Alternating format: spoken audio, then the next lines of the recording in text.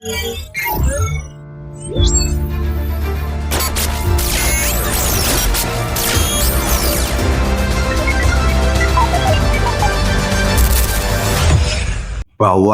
Bung Karno selalu mengatakan hati-hatilah kalian dengan kapitalisme.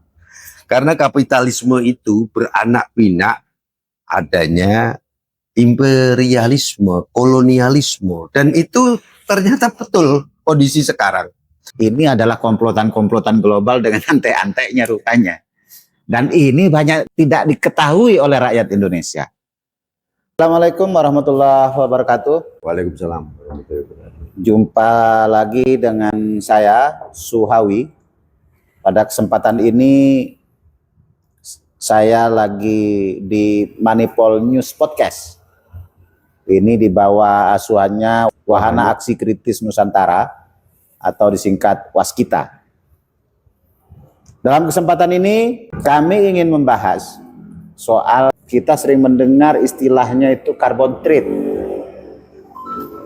atau ya jual beli karbon lah. Perdagangan karbon adalah kegiatan jual beli kredit emisi karbon di mana setiap pembeli merupakan penghasil emisi karbon yang melebihi batas sebagaimana telah ditetapkan. Awal mulanya, konsep perdagangan karbon ini diatur melalui Protokol Kyoto pada tahun 2005 yang menjelaskan bahwa negara-negara penyerap emisi karbon lebih banyak dapat menjualnya ke negara yang mengeluarkan lebih banyak emisi karbon. Gambarannya begini. Kalau ada perusahaan yang dia menghasilkan karbon dioksida sehingga memicu pemanasan global atau efek rumah kaca kalau kita kenalnya. Apa itu efek rumah kaca? Efek rumah kaca adalah sebuah fenomena di mana beberapa gas di atmosfer bumi menyebabkan peningkatan suhu. Analoginya seperti ketika kita berada di dalam rumah kaca, sinar matahari masuk, tapi panasnya tidak bisa keluar dengan mudah. Di bumi, gas-gas seperti karbon dioksida, metana, dan gas lainnya terperangkap di atmosfer. Dan ketika sinar matahari mencapai permukaan bumi, sebagian diserap oleh tanah, laut, dan tumbuhan, sementara sebagian lainnya memantul kembali ke atmosfer. Gas-gas rumah kaca ini memerangkap beberapa sinar matahari yang memantul tersebut, seperti lapisan isolasi di dalam rumah kaca. Akibatnya, semakin banyak gas rumah kaca yang terperangkap, semakin banyak pula panas yang terjebak di atmosfer dan meningkatkan suhu bumi. Hal ini dapat menyebabkan perubahan iklim seperti peningkatan suhu rata-rata, pola cuaca yang ekstrim, naiknya permukaan air laut, dan dampak negatif lainnya. Maka dia dituntut untuk membayar kompensasi atau membeli karbon dioksida kepada negara atau perusahaan yang menghasilkan oksigen atau sangat sedikit menghasilkan karbon dioksida. Nah, siapa yang menentukan ini? Berapa harganya? Ini adalah komplotan-komplotan global dengan antek-anteknya rupanya. Dan ini banyak tidak diketahui oleh rakyat Indonesia. Hadir bersama saya Mas Ahmad Gunawan. Assalamualaikum Mas Gun. Waalaikumsalam, Bung Ebi. Nanti beliau akan mengulas cerita-cerita ini dan patgulipatnya di mana. Carbon trade ini kalau kita ngerujuk, ada perjanjian di Stockholm pada 1972, kemudian dilanjutkan dengan di Rio de Janeiro 1992, kemudian di Kyoto 1997, dan terakhir di Paris 2015. Seperti yang sudah kita ketahui bersama, memang permukaan air itu, terutama air laut, itu rata-rata naik. Jadi kalau kita lihat, kalau Anda tinggal di Jakarta Utara, itu ada bangunan yang sekarang itu kalau airnya pasang, dia ada di tengah laut. Artinya ini menunjukkan bahwa permukaan air laut itu naik, pemanasan global itu betul adanya, karena es di kutub utara mencair, suhu bumi meningkat akibat karbon dioksida meningkat. Kenapa karbon dioksida meningkat? Karena banyak industri yang menghasilkan karbon dioksida sehingga mendorong pemanasan global. Nah, tapi rupanya banyak dari kita, rakyat Indonesia ini tidak tahu bahwa di situ ada 4 lipat yang hanya dinikmati oleh ya sekelompok orang. Mas Gun, barangkali ada yang bisa disampaikan Mas Gun. Ini pelaku dan pemain-pemainnya ini siapa saja ini? Baik, Bung Awi. Jadi inilah makanya kita ini digembleng sama guru-guru kita yang kebetulan kita satu guru satu ilmu di GM ini. Bahwa Bung Karno selalu mengatakan hati-hatilah kalian dengan kapitalisme. Karena kapitalisme itu beranak pinak adanya imperialisme, kolonialisme. Dan itu ternyata betul kondisi sekarang. Kita ini masuk ke kategori negara kita masih dalam kategori dunia ketiga. Jadi kalau kita berbicara tentang tadi masalah carbon trade yang sebetulnya negara kita ini menangkapnya cukup terlambat, ya kan? Jadi teman-teman harus bisa memahami bahwa efek rumah kaca ini akhirnya menjadi isu global, menjadi perhatian dunia, dan pemerintah sebetulnya sudah mengeluarkan peraturan pajak tentang karbon ini, Bung Awi. Yaitu pajak karbon di Indonesia ini diatur dalam Undang-Undang Nomor 7 Tahun 2021 tentang harmonisasi peraturan perpajakan sebagai bagian strategi nasional untuk mengurangi emisi gas rumah kaca dan mendukung komitmen iklim global. Ada yang namanya pajak karbon, di mana perusahaan-perusahaan di Indonesia ini wajib untuk membayar pajak terkait dengan berapa CO2 yang mereka keluarkan di setiap tahunnya.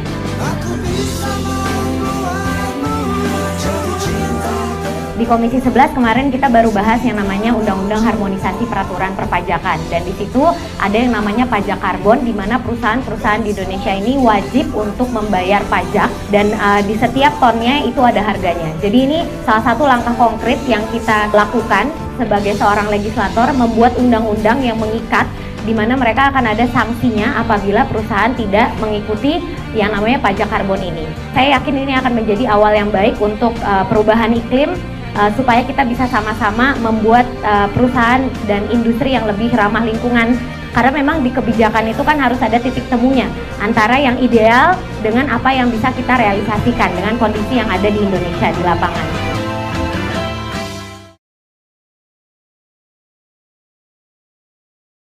Pajak ini bertujuan mendorong transisi ke ekonomi hijau dengan membebankan tarif kepada pihak yang menghasilkan emisi karbon dengan fokus awal pada sektor pembangkit listrik tenaga uap PLTU. Implementasi resminya dijadwalkan dimulai tahun 2025. Di tahun ini seharusnya. Ya, tapi ternyata perbankan maupun dunia usaha, dunia industri dan sebagainya belum menangkap ini. Ya kan? Ya. Justru yang menangkap adalah kelompok-kelompok komprador-komprador yang mengatakan dirinya sebagai LSM atau organisasi non pemerintah yang membidangi di lingkungan hidup, ya kan? Jadi kenapa kemarin heboh Prabowo mengembalikan para bandit-bandit hutan yang digunakan oleh kebun-kebun sawit yang menerabas kawasan hutan itu adalah sebetulnya dalam rangka mengembalikan kedaulatan negara tentang pasal 33 itu, dan nanti sebesar-besarnya untuk kemakmuran rakyat. Tapi apa yang reaksi yang dikatakan oleh kelompok-kelompok organisasi lingkungan yang mengatasnamakan dia adalah di luar pemerintahan, ya orang menyebut sebagai NGO, ya kan? Ternyata apa? Mereka mengkritisi kebijakan Prabowo. Oh, kalau begitu tentang PKH ini, tentang kehutanan, tentang penertiban masalah kawasan hutan ini, dia minta untuk dikembalikan kepada fungsi hutan, ya kan? Tujuannya apa? Tujuannya ternyata apa? Ternyata di asosiasi dunia ini ada yang namanya PEFC, Program for the Endorsement of Forest Certification, yang didirikan di Swedia tahun 1999 ya. Mereka mengeluarkan sebuah sertifikat untuk kelompok-kelompok industri, termasuk untuk perusahaan-perusahaan yang membidangi hasil hutan. Kenapa para NGO yang di bidang lingkungan hidup ini begitu bersikukuh mengkritik Prabowo kebijakan tentang perampasan wilayah hutan yang digunakan sawit untuk dikembalikan fungsi hutan? Karena apa? Ternyata setelah saya amati, di dunia ini ada yang namanya bank karbon, itu bank karbon. Jadi nanti dari bank karbon itu mereka ini para NGO lingkungan ini membuat cangkang perusahaan. Cangkang perusahaan yang intinya mengajukan izin kepada Kementerian Lingkungan Hidup dengan perusahaan yang namanya izin berusaha pengelolaan hutan. Emisi karbon yang jadi bahan overthinking warga bumi sekalian ternyata bisa diperjualbelikan. Maksudnya gimana sih, Min? Sama seperti perdagangan yang ada di pasar. Bedanya, ini jual beli sertifikasi atau izin untuk menghasilkan emisi karbon dioksida dalam jumlah tertentu. Biasa disebut dengan kredit karbon. Nah, pembelinya negara maju, industri besar atau perusahaan yang menghasilkan emisi karbon dalam jumlah tinggi. Contohnya, PLTU, sektor transportasi, terus apalagi, coba kamu komen. Sementara penjualnya adalah negara yang memiliki hutan atau perusahaan yang melakukan kegiatan yang bisa menyerap karbon dioksida. Contohnya, perusahaan konservasi hutan, pembangkit energi terbarukan, atau kegiatan pengolahan sampah organik. Dan tentu saja, negara kita yang memiliki segala jenis potensi hutan yang ada. Saat ini, Indonesia sudah bergabung dalam pasar karbon global dan berancang-ancang memulai pasar wajib karbon untuk memenuhi mandat peraturan Presiden. Perdagangan karbon diharapkan bisa mengubah cara berpikir negara dan budaya korporasi untuk menjalankan ekonomi hijau. Tapi, ada juga yang mengkhawatirkan model ini tidak akan berdampak terhadap penurunan emisi karbon. Kalau kamu termasuk tim yang mana nih? Komen dong! Nah itu ternyata saya cari di OSS nggak ada, yang mempunyai kewenangan untuk mengeluarkan izin itu adalah Kementerian Lingkungan Hidup. Cangkang-cangkang perusahaan inilah yang nanti akan mendata tentang kerusakan hutan, hijauan-hijauan yang di bantaran-bantaran hutan industri dan sebagainya, mereka data. Sehingga dari data itu diajukan kepada bank karbon yang ada di luar yang ada di dunia itu. Ya, diajukan, dapatlah satu konsensi yang akhirnya dibayar. Ya kan? Dibayar oleh mereka baik melalui cangkang-cangkang NGO ini tadi dari bank karbon atau melalui perusahaan-perusahaan yang bermitra dengan dia. Contoh, setiap industri sekarang, Bung Awi, itu dia harus mempunyai sertifikat tentang masalah karbon ini. Dari sertifikat itu ISO 14001. ya, dari sertifikat itu produknya akan meningkat dan akan mendapatkan satu agreement, persetujuan. Oh, kalau begitu produkmu bisa diimpor ke negara kami karena Anda sudah mempunyai sertifikat. Ini kan adalah satu proses yang disampaikan oleh Bung Karno bahwa itulah yang namanya imperialisme, new liberalisme, dan new kolonialisme. Yang sebetulnya kemandirian kita ini pada dasarnya tentang pengelolaan hutan yang sudah dan kekayaan yang ada di dalamnya itu sudah diatur di dalam pasal 33, tapi diatur oleh sebuah kebijakan yang pada dasarnya tidak mempunyai keterpihakan terhadap kelompok-kelompok masyarakat yang ada di sekitar. Kecuali ini, Bung Awi, kecuali ini. Kemarin memang saya mengkritik apa yang dilakukan oleh Menteri KLH terdahulu, Siti Nurbaya. Tapi Siti Nurbaya ini sudah bagus dalam hal persoalan karbon ini. Mereka mengusulkan gubernur dan kepala daerah yang ada dari Nasdem itu membuat peraturan, ya. Seandainya nanti ada satu perusahaan cangkang maupun perusahaan besar yang mendapatkan sertifikasi tentang karbon ini, mendapatkan uang dari bank karbon yang ada di dunia, itu bisa kembali ke perusahaan dan diberikan kepada daerah untuk peningkatan PAD. Itu cukup bagus. Saya apresiasi kepada saudara Siti Nurbaya dalam saat itu memberikan satu bentuk pemaparan terhadap kepala daerah yang dari Nasdem untuk memberikan solusi perda-perda tentang masalah lingkungan hidup terutama karbon ini terhadap kepala daerahnya. Nah ini ternyata cukup terlambat ditangkap oleh teman-teman kepala daerah yang sekarang baru terpilih di 2024. Ini kurang lebih pemaparan kami. Jadi satu kesimpulan saya, apa yang dilakukan oleh NGO lingkungan hidup tak ubahnya seperti petaka, ya kan? Tak ubahnya seperti exploitation Delom parlon nasion per nasion. Jadi dia memanfaatkan kekayaan alam Indonesia, negara, APBN maupun APBD suruh menanam reboisasi kembali, dia yang mendata, sementara dari datanya dia punya cangkang-cangkang perusahaan yang bekerja sama dengan konglomerasi itu, dia laporkan kepada bank karbon yang ada di dunia. Dia yang mendapatkan duit, dia yang seolah-olah mereka yang menanam. Seolah-olah mereka yang mengupayakan, padahal pakai uang APBN dan APBD. Kan ini bullshit ini, ya kan? Ya, Jadi banyak LSM itu nipu-nipu kita. ya boleh katakan menipu. Dan para penyelenggara negara ini ada yang tahu, tapi kong kali kong gitu loh. Kita jujur saja. Nah ini kedaulatan bangsa ini. Jadi sampai dengan saat ini Mas Gun berarti Ya. bisa kita katakan bahwa negara ini belum mendapat konsesi dari soal carbon trade ini. Padahal kita hutan kita luas, Ya, tumbuhan kita banyak, ya, ya kan, yang itu menghasilkan oksigen dan menyerap karbon dioksida yang menimbulkan efek rumah kaca itu. ya, Nah, ini menurut Mas Gun karena terjadi kong kali kong itulah ya ya, antara beberapa perusahaan itu. Nah, kan kalau tidak salah nanti yang membeli yang harus membeli ini kan perusahaan yang menghasilkan karbon dioksida yang banyak itu, dan yang membeli adalah orang yang dianggap melakukan proyek-proyek penghijauan.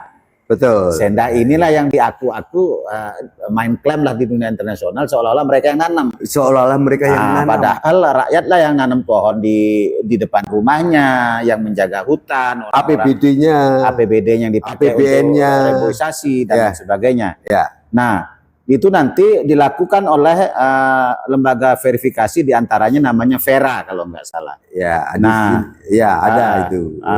Ada lembaga Vera yang itu memverifikasi berapa misalnya satu perusahaan itu bisa menyerap berapa karbon dioksida dari penghijauan yang mereka lakukan, Ya. atau pemerintah daerah atau pemerintah negara begitu. Tapi pertanyaannya, kita belum pernah mendengar bahwa kita mendapatkan negara kita atau Pemda kita itu mendapatkan uang dari jualan karbon ini, Mas.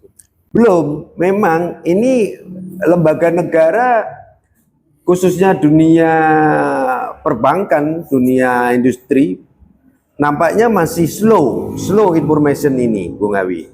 Ini baru Citibank yang menangkap tentang ketentuan dia perusahaan ini akan mendapatkan kredit besar atau enggak jika belum memenuhi ketentuan masalah ketentuan karbon ini. Misalnya Astra ya, Astra Group ini kan perusahaan besar. Dia harus mendapatkan satu sertifikat produknya ini betul-betul ramah lingkungan enggak? Betul-betul dia mempunyai program tentang CSR-nya tentang persoalan lingkungan enggak? Dia akan mendapatkan sertifikat itu dari bank karbon atau asosiasi yang membawai. Baru produknya baru bisa diterima di negara yang sudah melakukan agreement Paris, ya. Negara-negara yang ada kurang lebih 91 negara itu. Ya, ternyata lembaga-lembaga baik industri maupun keuangan kita ini terlambat untuk menangkap ini. Dan yang lebih ngeri ini untuk khusus saya sampaikan kepada Pak Jenderal Agus Sutomo, apa yang diinginkan oleh kelompok NGO tentang loh, kalau Bapak merampas masalah wilayah hutan itu ya mohon dikembalikan kepada fungsi hutan. Sekarang fungsi hutan itu kan sudah bisa kita anulir. Yang penting dia ada fungsi nggak menyerap karbon. Ya, sawit sendiri kan sudah bisa menyerap karbon. Kenapa kemarin di Karimun Jawa itu mereka menyerang tentang tambak udang? katanya masuk wilayah Bali Taman Nasional. Nggak taunya Bung Awi, ujung-ujungnya dia itu mau memprogramkan tentang penanaman mangrove sepanjang pesisir pantai yang ada di Republik ini. Nah, karena dapat ini. Dari itulah dia dapat yang namanya tentang karbon, ya. Dilaporkanlah dia melalui cangkang-cangkang perusahaannya kepada bank karbon yang ada di dunia. Seolah-olah dia yang berjasa, tapi yang disuruh membiayai Kementerian Lingkungan Hidup, Kementerian pemerintah daerah, yang suruh membiayai adalah APBN supaya programnya dia lancar mendapatkan cuan dari persoalan bank karbon yang ada di dunia. Lantas bank karbon di dunia itu milik siapa? Adalah milik asosiasi kaum kapitalis yang di dalamnya adalah orang-orang kaya yang harus menentukan sebuah kebijakan. Produkmu bisa kami terima setelah saya mendapatkan rekomendasi dari bank karbon, yaitu asosiasi-asosiasi yang ada di dalamnya termasuk PEFC, FSC, PHPL, SFLK dan sebagainya. Di dalamnya sendiri ada BUMN kita, yaitu Skovindo. Skovindo. Itu dia melakukan khusus tentang itu, tentang sertifikasi, tentang SFLK dan sebagainya. Lah itu bekerja sama dengan NGO asing yang sebetulnya kalau konsepnya Bung Karno, kalian ini menjadi komperadornya asing dong, tidak ada kemandirian dalam hal ini.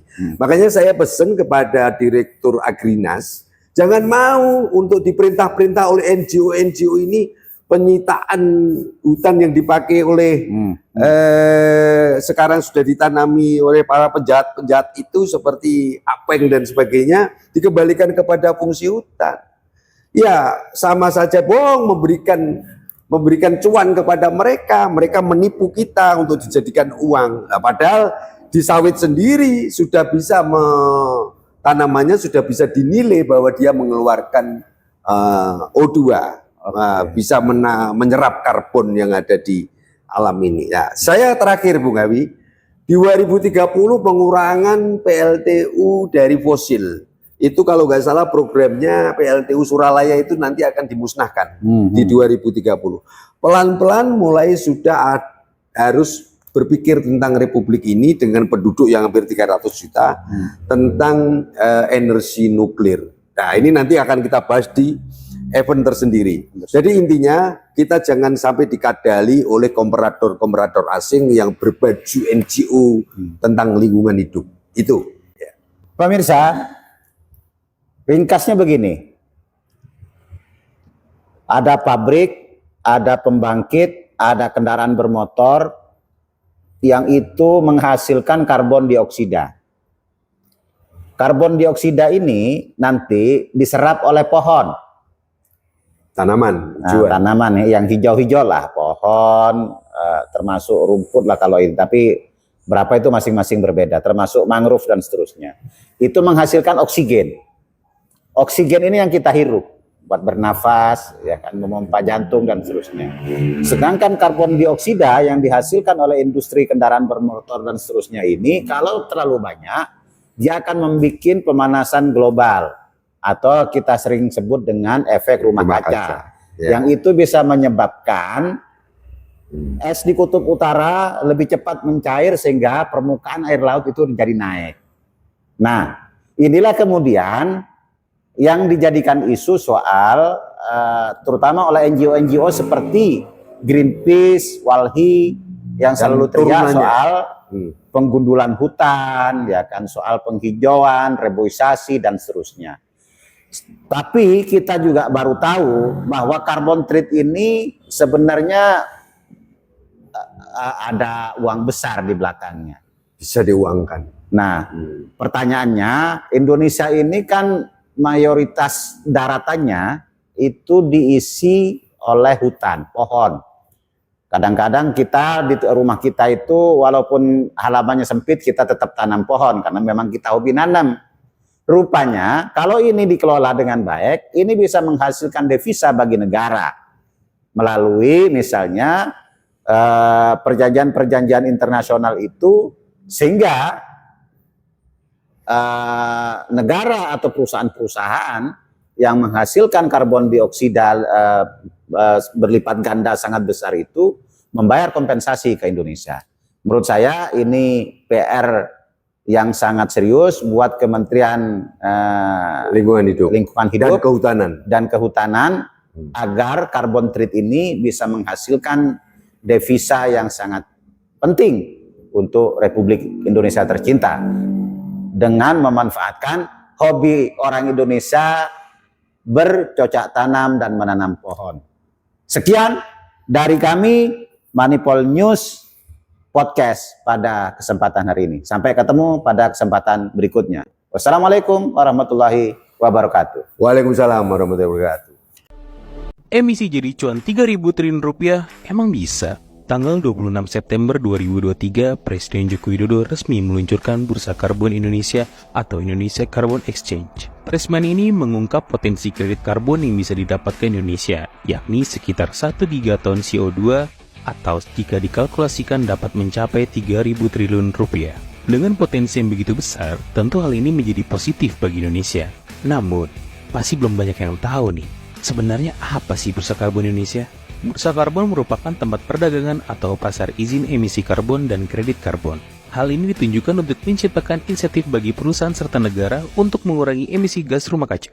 Dengan menyediakan sebuah mekanisme untuk membeli dan menjual izin emisi atau kredit karbon, diketahui terdapat dua produk unit karbon yaitu persetujuan teknis batas atas emisi bagi pelaku usaha dan sertifikat pengurangan emisi gas rumah kaca. Indonesia ternyata menjadi negara keempat di ASEAN yang punya bursa karbon. Salah satu dampak dari bursa karbon adalah dapat menciptakan peluang bagi negara-negara berkembang agar bisa memperoleh investasi dalam proyek-proyek pengurangan emisi. Apalagi cuan sebesar 3.000 triliun rupiah yang disebut Pak Jokowi menjadi sebuah kesempatan ekonomi baru yang berkelanjutan dan ramah lingkungan, sejalan dengan arah dunia yang sedang menuju ekonomi hijau. Jadi menurut kalian apakah ini efektif untuk mengurangi emisi?